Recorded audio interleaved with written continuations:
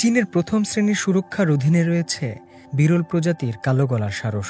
এই পাখিদের জন্য নিরাপদ আবাসস্থল তৈরিতে সম্প্রতি বেশ কিছু উদ্যোগ নিয়েছে দক্ষিণ পশ্চিম চীনের ইউনান প্রদেশ।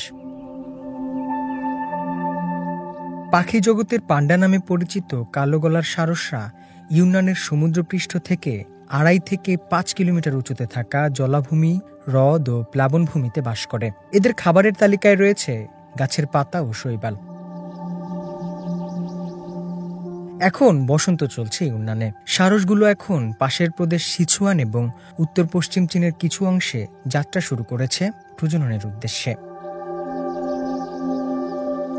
2024 সালে ইউনানে বৃষ্টির পরিমাণ ছিল তুলনামূলক বেশি। এতে প্রদেশের জলাভূমির পানির স্তরও হয়েছে স্থিতিশীল।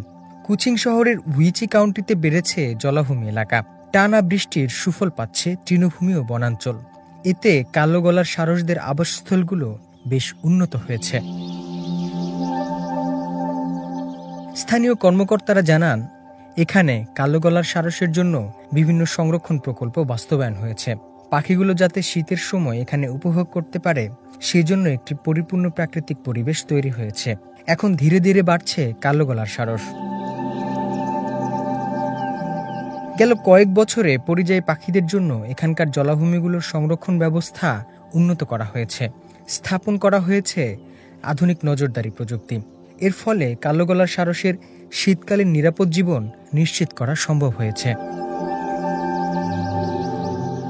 ছাওতুং শহরের ছাওয়াং জেলায় অবস্থিত ইউনান দাশানপাও জাতীয় প্রাকৃতিক অভয়ারণ্য কালো গলার সারসের সবচেয়ে গুরুত্বপূর্ণ শীতকালীন আবাসস্থল এবং বিশ্রাম কেন্দ্র হিসেবে পরিচিত। নেচার রিজার্ভটি যৌথভাবে ড্রোন টহল পাইলট প্রকল্প পরিচালনা করছে এবং পরিযায়ী পাখিদের ওড়ার পথের নিরাপত্তাও নিশ্চিত করছে। ইউনান দাশানপাও নেচার রিজার্ভের গবেষণা ইনস্টিটিউটের পরিচালক ছাও চিচাও জানান, ড্রোনগুলো কালো গলার সারস ও অন্যান্য জলজ পাখি শনাক্ত করে, সংখ্যাও গুনতে পারে। এর ফলে আমাদের কাজ আরো সহজ হয়েছে।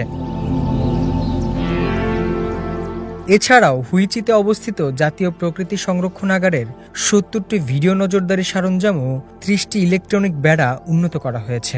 কালো গলার সারস ও অন্যান্য পরিযায়ী পাখিদের জন্য যা দিচ্ছে বাড়তি নিরাপত্তা।